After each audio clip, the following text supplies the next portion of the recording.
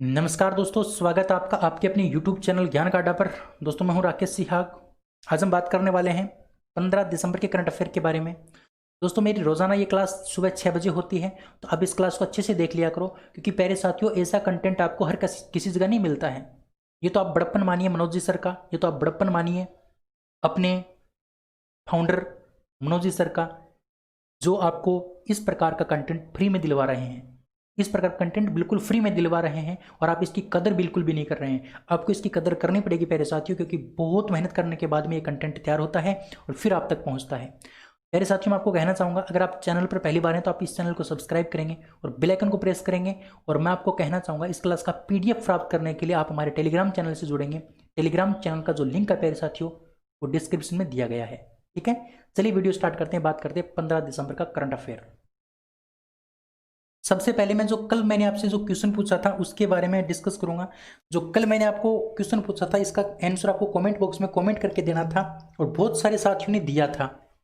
Question है कि उस बैंक का नाम बताना है जिसने आत्मनिर्भर महिला सवर्ण योजना की शुरुआत की। आत्मनिर्भर महिला योजना जो है वो किसने स्टार्ट की? तो बैंक ऑफ बड़ौदा ने स्टार्ट की, BOB ने स्टार्ट की। ठीक है, चलिए आज का पहला क्वेश्चन, सॉरी आज का नहीं है, ये क्वेश्चन आपका 2019 से लेके अक्टूबर 2020 के मध्य का क्वेश्चन है। यानी प्रीवियस ईयर जो क्वेश्चन है वो मैं आपको करवा रहा हूँ, यानी पीछे के जो क्वेश्चन है ना 2019 वाले, वो करवा रहा हूँ, जिससे कि आपका पटवारी का एग्जाम जो होगा ना उसमें आपको बेनिफिट ज़्यादा मिले। चलिए देखिए, वर्तमान लोकसभा अध्यक्ष ओम बिड़ला की पहल पर महिला कुपोषण मुक्त अभियान की शुरुआत कहाँ से की गई? तो वर्तमान लोकसभा अध्यक्ष हैं प्यारे साथियों ओम बिड़ला, उनकी पहल पर महिला कुपोषण मुक्त अभियान की शुरुआत किस जिले से की गई थी, कहां से की गई थी? तो ध्यान रखेंगे, महिला कुपोषण मुक्त अभियान की जो शुरुआत है वो कोटा से की गई थी। किससे की गई थी? कोटा से। यानी जो गर्भवती महिलाएं होती हैं उनका कुपोषण नहीं होगा, वो कुपोषण की शिकार नहीं होंगी, उनको भरपूर मात्रा में क्या मिलेगा? प्रोटीन विटामिन वगैरह मिलेंगे। ये इस प्रकार की ओम बिड़ला की पहल पर शुरू की गई एक योजना थी जो कोटा से स्टार्ट की गई थी। दूसरा क्वेश्चन है कि 66वें नेशनल फिल्म अवार्ड्स में बेस्ट राजस्थानी फिल्म के तहत टर्टल फिल्म के जो टर्टल फिल्म है उसको क्या मिला था प्यारे साथियों? उसको पुरस्कार मिला था। तो इस फिल्म के निर्माता कौन है? तो 66वें नेशनल फिल्म अवार्ड्स जो हुआ आयोजित हुए थे प्यारे साथियों, उनके अंदर बेस्ट राजस्थानी फिल्म का जो पुरस्कार है वो टर्टल फिल्म को मिला था। तो इस टर्टल फिल्म के निर्माता कौन है? तो प्यारे साथियों ध्यान रखना, इसके जो निर्माता हैं उनका नाम है Ashok Chaudhary. Ashok Chaudhary, option number D आपका बिल्कुल करेक्ट हो जाएगा। देखिए, दिल्ली के विज्ञान भवन में आयोजित 66वें नेशनल फिल्म अवार्ड्स में राजस्थानी फिल्म टर्टल को नेशनल अवार्ड से सम्मानित किया गया। टर्टल फिल्म को क्या मिला था? नेशनल अवार्ड मिला था। अच्छा, दूसरी बात आपको ध्यान रखनी है, इस फिल्म के निर्माता अशोक चौधरी और इसके डायरेक्टर कौन है? दिनेश एस यादव। दिनेश एस यादव इसके डायरेक्टर हैं प्यारे साथियों, ध्यान रखना। और ये जो फिल्म है ये पानी की समस्या को दर्शाती है। ये फिल्म किसको दर्शाती है? पानी की समस्या को राजस्थान के अंदर। तो बड़ी इंपॉर्टेंट फिल्म है, बड़ी जबरदस्त फिल्म है, इसको बेस्ट राजस्थानी फिल्म का अवार्ड मिला था। चलिए, दिसंबर 2019 में जारी सुशासन सूचकांक में राजस्थान कौन से स्थान पर रहा था? सुशासन सूचकांक में राजस्थान कौन से स्थान के ऊपर रहा था? तो 12वें स्थान पर रहा था सुशासन सूचकांक में राजस्थान। ऑप्शन नंबर ए आपका बिल्कुल राइट आंसर हो जाएगा। देखिए, 25 दिसंबर 2019 को कार्मिक राज्य मंत्री जितेंद्र सिंह ने देश में सुशासन की स्थिति के आकलन के लिए सुशासन सूचकांक जारी किया था। यानी किसने जारी किया इस सुशासन सूचकांक को? तो कार्मिक राज्य मंत्री जितेंद्र सिंह ने। कार्मिक राज्य मंत्री जितेंद्र सिंह ने इसको लॉन्च किया था प्यारे साथियों 25 दिसंबर 2019 को। इसमें राजस्थान को कौन सा स्थान मिला था? तो 12वां स्थान मिला था। कौन सा स्थान मिला था? 12वां स्थान मिला था। और दोस्तों, अगर बात करते हैं कृषि क्षेत्र में बड़े राज्य की श्रेणी में राजस्थान कौन से स्थान पर रहा था? दूसरे स्थान पर। कृषि क्षेत्र में दूसरे स्थान पर रहा था, ध्यान रखना। चलिए, जनवरी 2020 को राजस्थान में कन्हैयालाल सेठिया पुरस्कार राजस्थानी भाषा के लिए किसे दिए जाने की घोषणा हुई थी? यानी जनवरी 2020 में राजस्थान में कन्हैयालाल सेठिया जो पुरस्कार है प्यारे साथियों, वो राजस्थानी भाषा के लिए किसको दिए जाने की घोषणा हुई थी? यानी राजस्थानी भाषा का जो कन्हैयालाल सेठिया पुरस्कार है वो किसको दिया जाएगा? तो ध्यान रखना, भरत ओला। ऑप्शन नंबर सी आपका बिल्कुल करेक्ट आंसर हो जाएगा। भरत ओला का नाम ये घोषणा की गई थी जनवरी 2020 को। ठीक है, चलिए 22 जनवरी 2020 को राजस्थान के किस बालक को प्रधानमंत्री राष्ट्रीय बाल शक्ति पुरस्कार दिया गया था? प्रधानमंत्री राष्ट्रीय बाल शक्ति पुरस्कार से सम्मानित किसको किया गया था? तो हरदेश्वर सिंह है, ऑप्शन नंबर डी आपका बिल्कुल करेक्ट हो जाएगा। हरदेश्वर सिंह को प्रधानमंत्री राष्ट्रीय बाल शक्ति पुरस्कार दिया गया था। प्यारे साथियों ध्यान रखना, बड़ा इंपॉर्टेंट क्वेश्चन है दोस्तों। ये केवल 17 वर्ष के हैं। 17 वर्षीय हरदेश्वर सिंह भाटी को छोटा स्टीफन हॉकिंग भी कहा जाता है। छोटा स्टीफन हॉकिंग के नाम से किसको जाना जाता है? तो 17 वर्षीय हरदेश्वर सिंह भाटी को। दोस्तों हरदेश्वर सिंह भाटी ने एक गोलाकार शतरंज का निर्माण किया है और इस गोलाकार शतरंज का नाम रखा गया है multiplayer circular chess. Multiplayer circular chess इस गेम का नाम रखा गया है। बड़े इंपॉर्टेंट तरीके से आपको ध्यान रखना है ये, ठीक है। तो इसी हरदेश्वर सिंह भाटी को प्रधानमंत्री राष्ट्रीय बाल शक्ति पुरस्कार से सम्मानित किया गया 22 जनवरी 2020 को। चलिए अब हम बात करते हैं आज के क्वेश्चन की। आज का पहला क्वेश्चन, ये जो 5 क्वेश्चन मैंने करवाई ये आपके पीछे के क्वेश्चन थे। अब हम बात करते हैं आज के क्वेश्चन की। आज का पहला क्वेश्चन है कि राजस्थान का चौथा टाइगर रिजर्व रामगढ़ को बनाया जाएगा, यह किस जिले में स्थित है? यानी जो रामगढ़, प्यारे साथियों रामगढ़ है वो किस जिले के अंदर है जिसको चौथा टाइगर रिजर्व बनाया जाएगा?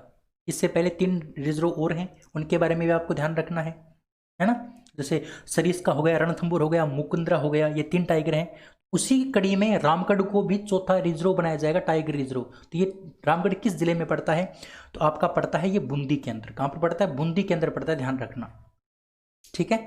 चलिए दोस्तों ये जो बूंदी के अंदर जो टाइगर रिजर्व पार्क स्थापित किया जाएगा या फिर टाइगर रिजर्व जो क्षेत्र ये जो है ना मतलब स्थापित किया जाएगा, ये मुकुंदरा नेशनल पार्क से भी क्या होगा? बड़ा होगा। यानी इसका जो क्षेत्रफल है ना इस टाइगर रिजर्व का, रामगढ़ वाले टाइगर रिजर्व का, इसका क्षेत्रफल मुकुंदरा नेशनल पार्क से भी क्या होगा? बड़ा होगा। ये कितने किलोमीटर में फैला होगा? तो ध्यान रखना 800 वर्ग किलोमीटर में फैला होगा, ठीक है ना। इसका जो क्षेत्रफल होगा वो 800 वर्ग किलोमीटर होगा, ध्यान रखना दोस्तों। इससे पहले 3 और हमारे रिजर्व पार्क हैं, एक तो सरिस का है, एक रणथंभौर है और एक मुकुंदरा है। ये 3 भी आपको ध्यान रखने। इसी कड़ी में चौथा कौन बनेगा? रामगढ़ बनेगा, ठीक है। चलिए अगला क्वेश्चन, हाल ही में राजस्थान के किस खिलाड़ी ने वर्ल्ड पावर लिफ्टिंग चैंपियनशिप में स्वर्ण पदक जीता? वर्ल्ड पावर लिफ्टिंग चैंपियनशिप में स्वर्ण पदक किसने जीता? उस राजस्थान के खिलाड़ी का नाम आपको बताना है। तो उनका नाम है प्यारे साथियों मदन लाल। किसने जीता? मदन लाल ने जीता। ऑप्शन नंबर बी आपका बिल्कुल करेक्ट आंसर हो जाएगा। कहां पर? वर्ल्ड पावर लिफ्टिंग चैंपियनशिप में। चलिए अगला क्वेश्चन, राजस्थान में भारत पाकिस्तान बॉर्डर पर विजय दिवस कब मनाया जाएगा? भारत पाकिस्तान बॉर्डर पर जो विजय दिवस मनाया जाएगा प्यारे साथियों वो कल मनाया जाएगा। कहने का मतलब आपका 16 दिसंबर को मनाया जाएगा। कब मनाया जाएगा? 16 दिसंबर को मनाया जाएगा। 16 दिसंबर को ही क्यों मनाया जाता है उसके बारे में भी मैं आपको बताऊंगा, लेकिन ध्यान रखना है राजस्थान के अंदर भारत पाकिस्तान बॉर्डर के ऊपर विजय दिवस मनाया जाएगा आपका 16 दिसंबर को। प्रत्येक साल मनाया जाता है। देखिए 3 दिसंबर 1971 की बात है। 3 दिसंबर 1971 को भारत और पाकिस्तान के बीच में युद्ध की शुरुआत हुई थी जो 13 दिनों तक चला था और 13 दिनों तक चलने के बाद 16 दिसंबर को आधिकारिक रूप से क्या हो गया था? समाप्त हो गया था, क्योंकि पाकिस्तान ने घुटने टेक दिए थे भारत की सेनाओं के सामने। इसलिए ये 16 दिसंबर को ये मान लिया गया कि भारत ने इस युद्ध को जीत लिया और इसी युद्ध की जीत के उपलक्ष्य में विजय दिवस मनाया जाता है 16 दिसंबर को आपका राजस्थान की बॉर्डर यानी पाकिस्तान की जो बॉर्डर सीमा है ना वहां पर। ये बात आपको ध्यान रखनी है। चलिए अगला क्वेश्चन, 11 दिसंबर 2020 को राजस्थान के नए मुख्य सूचना आयुक्त कौन बने थे? डीबी गुप्ता बने थे। कौन बने थे? डीबी गुप्ता। और ये बात मैंने आपको पीछे बताई भी थी। तो इनको शपथ किसने दिलाई है? डीबी गुप्ता को शपथ किसने दिलाई है जो मुख्य सूचना आयुक्त बने हैं 11 दिसंबर 2020 को? तो पहले साथियों इनको जो शपथ दिलाई थी वो राज्यपाल ने दिलाई थी। राज्यपाल का नाम है कलराज मिश्र। कलराज मिश्र जी ने मुख्य सूचना आयुक्त डीबी गुप्ता जी को शपथ दिलाई 11 दिसंबर 2020 को।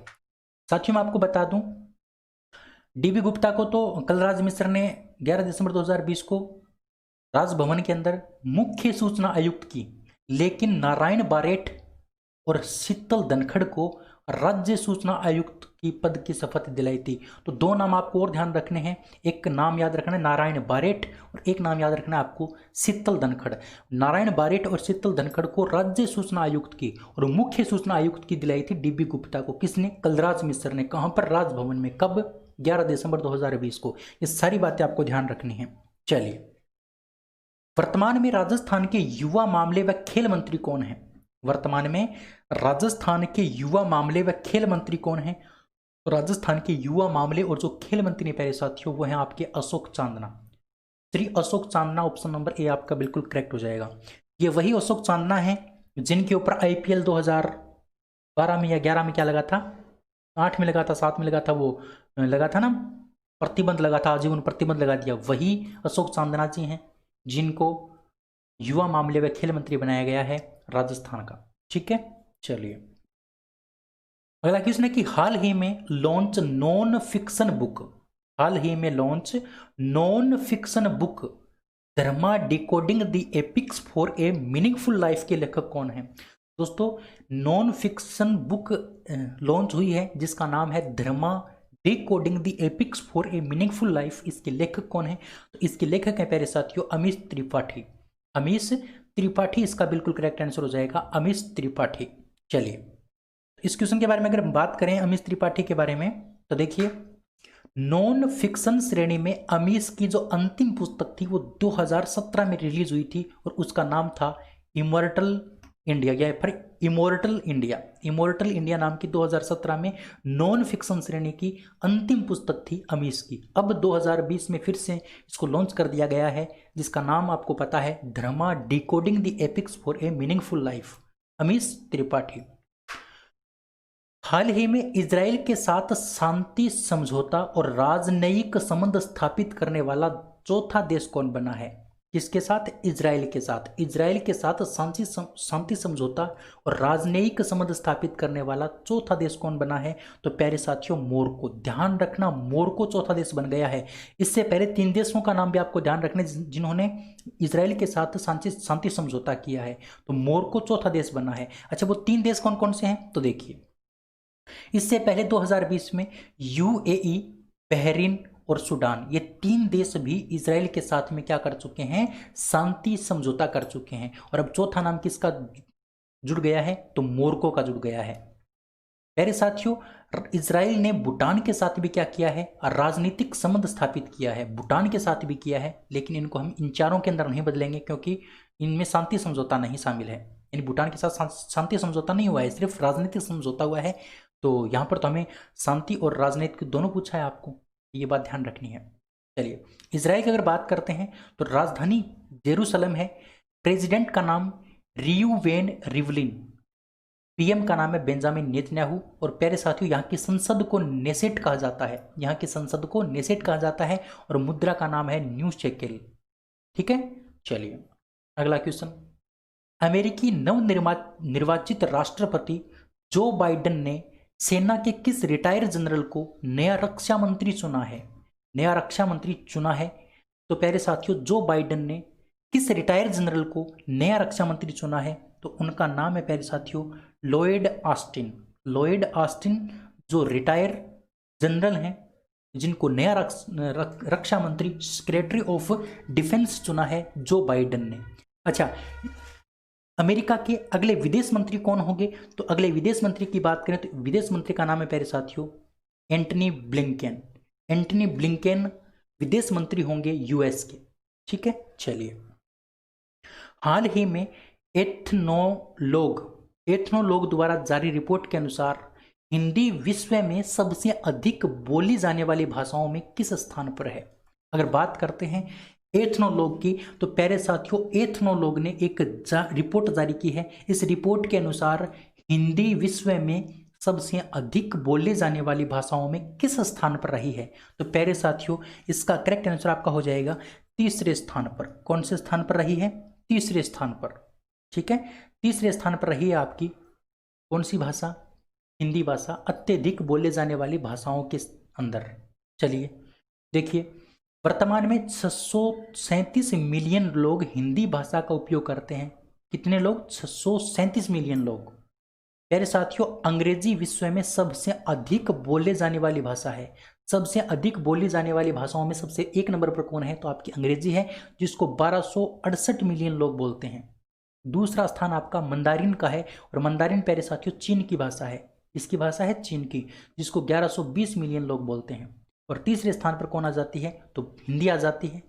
प्यारे साथियों, 2011 की जनगणना के अनुसार 43.63 भारतीय ऐसे हैं जो हिंदी भाषा का उपयोग अपनी मातृभाषा के रूप में करते हैं। 43.63% भारतीय लोग ऐसे हैं जो इस हिंदी भाषा का उपयोग किसके रूप में करते हैं? मातृभाषा के रूप में करते हैं, जो परमानेंट बोलते रहते हैं, उनकी बात की है यहाँ पर। अच्छा, राष्ट्रीय हिंदी दिवस कब मनाया जाता है? तो राष्ट्रीय हिंदी दिवस आपका 14 सितंबर को मनाया जाता है। अच्छा, 14 सितंबर को ही क्यों मनाया जाता है? क्योंकि 14 सितंबर 1949 को संविधान सभा ने हिंदी को अनुच्छेद 343 के तहत भारत की राजभाषा के रूप में चुना था, इसीलिए 14 सितंबर को राष्ट्रीय हिंदी दिवस मनाया जाता है। ठीक है, चलिए, भारत के 42वें संचार उपग्रह का नाम बताएं जिसे 17 दिसंबर 2020 को श्रीहरिकोटा से लॉन्च किया जाएगा। तो प्यारे साथियों ध्यान रखना, भारत के 42वें संचार उपग्रह का नाम आपको बताना है, जिसको 17 दिसंबर 2020 को श्रीहरिकोटा से लॉन्च किया जाएगा। तो उसका नाम है CMS-01। CMS-01 ये एक संचार उपग्रह होगा प्यारे साथियों, जो कौन सा होगा? 42वां। इससे पहले 41 लॉन्च किए जा चुके हैं। कब लॉन्च किया जाएगा? 17 दिसंबर 2020 को लॉन्च किया जाएगा। इंपॉर्टेंट क्वेश्चन है। चलिए देखिए, इस उपग्रह को PSLV C50 से लॉन्च किया जाएगा, यानी कौन से वाहन के द्वारा, कौन से अंतरिक्ष यान के द्वारा इसको अंतरिक्ष में पहुंचाया जाएगा? तो PSLV C50 के द्वारा। दोस्तों, PSLV का ये 52वां मिशन होगा, यानी इससे पहले ये अंतरिक्ष में कितने बार जा चुका है? 51 बार जा चुका है। कितने बार? 51 बार। अब ये कौन सी बार जाएगा? 52वीं बार जाएगा। ये बात पे आपको ध्यान रखनी है।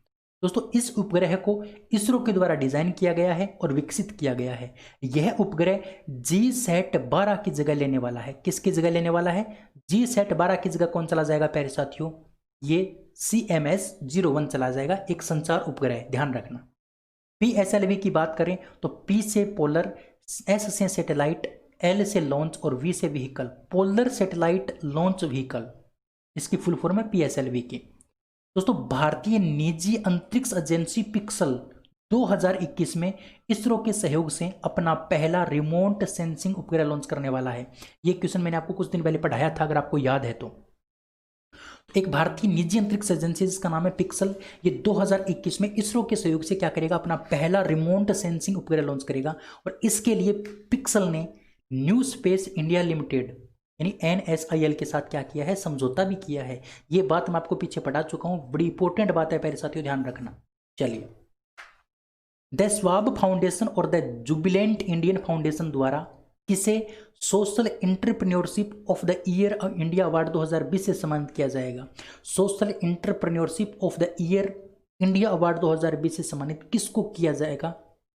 ये आपको बताना है। और सम्मानित करेगा कौन? द स्वाब फाउंडेशन और द जुबिलेंट इंडियन फाउंडेशन, ये दोनों मिलकर के सम्मानित करेंगे। तो किसको सम्मानित किया जाएगा? तो अशरफ पटेल को। किसको? अशरफ पटेल को सम्मानित किया जाएगा। ध्यान रखना, अशरफ पटेल को सम्मानित किया जाएगा। और कौन सम्मानित करेगा, ये बात भी आपको ध्यान रखनी है। और कौन से अवार्ड से इनको सम्मानित किया जाएगा, वो बात भी आपको ध्यान रखनी है। चलिए, पटेल जो है ना, वो प्रवाह एंड कम्युनिटी यूथ कलेक्टिव की संस्थापक हैं। अशरफ जो पटेल हैं वो प्रवाह एंड कम्युनिटी यूथ कलेक्टिव की क्या है? संस्थापक सदस्य हैं। ध्यान रखना, बड़ी इंपॉर्टेंट बात है। चलिए, अगला क्वेश्चन है कि Bloomberg new energy finance, Bloomberg new energy finance की क्लाइमेट स्कोप सर्वेक्षण रैंकिंग में भारत किस स्थान पर है? जो ब्लूमबर्ग न्यू एनर्जी फाइनेंस है प्यारे साथियों, उसकी जो क्लाइमेट स्कोप सर्वेक्षण है, उस क्लाइमेट स्कोप सर्वेक्षण में भारत की रैंकिंग क्या है? तो भारत इस रैंकिंग में दूसरे नंबर पर है। कौन से नंबर पर है प्यारे साथियों? दूसरे नंबर पर है। ध्यान रखना, ऑप्शन नंबर डी आपका बिल्कुल राइट हो जाएगा। दूसरे नंबर पर भारत है ब्लूमबर्ग न्यू एनर्जी फाइनेंस या फिर क्लाइमेट स्कोप सर्वेक्षण में। अच्छा देखिए, इस सर्वेक्षण में चिली पहले स्थान पर है और ब्राजील कौन से स्थान पर है? तीसरे स्थान पर। तो ये बात भी बड़ी इंपॉर्टेंट है, ध्यान रखना। क्लाइमेट स्कोप सर्वेक्षण में पहले स्थान पर चिली, दूसरे स्थान पर भारत और तीसरे स्थान पर आपका ब्राजील। चलिए, अगला क्वेश्चन है कि हाल ही में आभासी रूप से आयोजित विश्व के सबसे बड़े उद्यमशीलता शिखर सम्मेलन 2020 का उद्घाटन किसने किया? जो विश्व का सबसे बड़ा उद्यमशीलता शिखर सम्मेलन 2020 है, उसका उद्घाटन किसने किया? आभासी रूप से, ये आपको बताना है। इसका जो उद्घाटन किया प्यारे साथियों, वो डॉक्टर हर्षवर्धन ने किया। इसका जो उद्घाटन किया वो क्या? आपके वेंकैया नायडू ने। किसने किया? वेंकैया नायडू ने। ऑप्शन नंबर ए आपका बिल्कुल करेक्ट आंसर हो जाएगा। ठीक है, वेंकैया नायडू ने। ऑप्शन नंबर ए आपका बिल्कुल राइट है। चलिए इसके बारे में बात करते हैं। इस उद्यमशीलता शिखर सम्मेलन 2020 की थीम क्या थी? तो इसकी थीम थी एंटरप्रेन्योरशिप 360, एंटरप्रेन्योरशिप 360। इसके आयोजनकर्ता कौन है? तो इसके आयोजनकर्ता प्यारे साथियों Indus entrepreneurs Hyderabad, Indus entrepreneurs Hyderabad. Important awards की अगर बात करते हैं, तो इंपॉर्टेंट अवार्ड्स की अगर बात करें तो Indus entrepreneurship life time achievement award किसको मिला? तो बिल गेट्स को मिला। यानी टीआईई की का मतलब है Indus entrepreneurs. Indus entrepreneurs life time achievement award मिला किसको? बिल गेट्स को। Life time achievement service award किसको मिला? तो सर्विस अवार्ड की अगर बात करें तो फकीर चंद कोहली को मिला। और best government agency sport startup ecosystem award किसको मिला? तो सिंगापुर को मिला। ठीक है, best government agency sport startup ecosystem award Singapore को मिला। ये बात पे आपको ध्यान रखनी कहीं ना कहीं। चलिए अगला question. US multinational computer technology company Oracle ने अपना मुख्यालय कैलिफोर्निया से कहां स्थापित किया है या फिर कहां स्थानांतरित किया है? जो ओरेकल कंपनी है प्यारे साथियों, जो मल्टीनेशनल कंप्यूटर टेक्नोलॉजी कंपनी है ओरेकल, इस ओरेकल कंपनी ने अपना मुख्यालय कैलिफोर्निया से स्थानांतरित कर दिया है। और कैलिफोर्निया से स्थानांतरित करके कहां पर इसको स्थापित कर लिया है? तो प्यारे साथियों ध्यान रखना, ऑस्टिन टेक्सास, ऑस्टिन टेक्सास नाम का की जो जगह है प्यारे साथियों, वहां पर इसको स्थापित कर दिया गया है अपने मुख्यालय को ओरेकल ने। अच्छा, मैं आपको यहाँ पर बता दूं ओरेकल के बारे में। इसकी स्थापना 1977 में हुई थी। इसके चेयरमैन लेरी इलिसन हैं और इसके सीईओ का नाम है सफरा। अच्छा, एक इंपॉर्टेंट बात बताता हूँ प्यारे साथियों, इस ओरेकल के साथ साथ इलेक्ट्रिक व्हीकल और clean energy company Tesla, clean energy जो कंपनी आपकी टेस्ला कंपनी है, उसने भी अपना मुख्यालय कैलिफोर्निया से हटा करके कहां पर स्थापित कर दिया है? ऑस्टिन टेक्सास में कर दिया है। तो ये बात भी आपको ध्यान रखनी है। ओरेकल के साथ साथ में इलेक्ट्रिक व्हीकल और क्लीन एनर्जी कंपनी टेस्ला ने भी अपना मुख्यालय कैलिफोर्निया से हटा करके कहां पर स्थापित किया है? ऑस्टिन टेक्सास में स्थापित किया है। ये बात बड़ी इंपॉर्टेंट है, ध्यान रखना। तो प्यारे साथियों आज मैं आपको 14 क्वेश्चन करवाऊंगा। 14 क्वेश्चन मैंने ये करवा दिया आपको, एक क्वेश्चन मैंने कल वाला करवाया था और 5 क्वेश्चन मैंने आपको पीछे के करवा दिए। टोटल मैंने आपको 20 क्वेश्चन करवा दिए। उम्मीद करता हूं आपको पसंद आए होंगे और पसंद भी आए होंगे। अब दोस्तों आज का मैं क्वेश्चन आपसे पूछता हूं कि हाल ही में किस राज्य के कीवी को जैविक प्रमाण पत्र दिया गया है? जैविक प्रमाण पत्र किसको दिया गया है ये आपको बताना है। ये आपका क्वेश्चन है और इस क्वेश्चन का आंसर आपको कमेंट बॉक्स में कमेंट करके देना है। दोस्तों आपसे रिक्वेस्ट करना चाहूंगा आप वीडियो को जितना हो सके उतना शेयर करें, क्योंकि बड़ी इंपॉर्टेंट बातें मैं आपको बताता हूं। और प्यारे साथियों मैं आपसे कहना चाहूँगा इस प्रकार का कंटेंट आपको हर किसी जगह नहीं मिलेगा। बहुत अच्छी जगह आप पढ़ रहे हैं, बहुत अच्छा कंटेंट आप पढ़ रहे हैं, बहुत मेहनत करने के बाद ये आपके लिए कंटेंट तैयार होता है। तो आप इसकी कदर कीजिए, वीडियो को आप शेयर कीजिए अपने दोस्तों तक। एक बार आपसे रिक्वेस्ट करूंगा वीडियो शेयर कर दीजिए प्लीज़ प्लीज़। ठीक है, चलिए आज की इस वीडियो में इतना ही। फिर मिलेंगे, तब तक के लिए जय हिंद, जय Bharat, thank you, bye bye.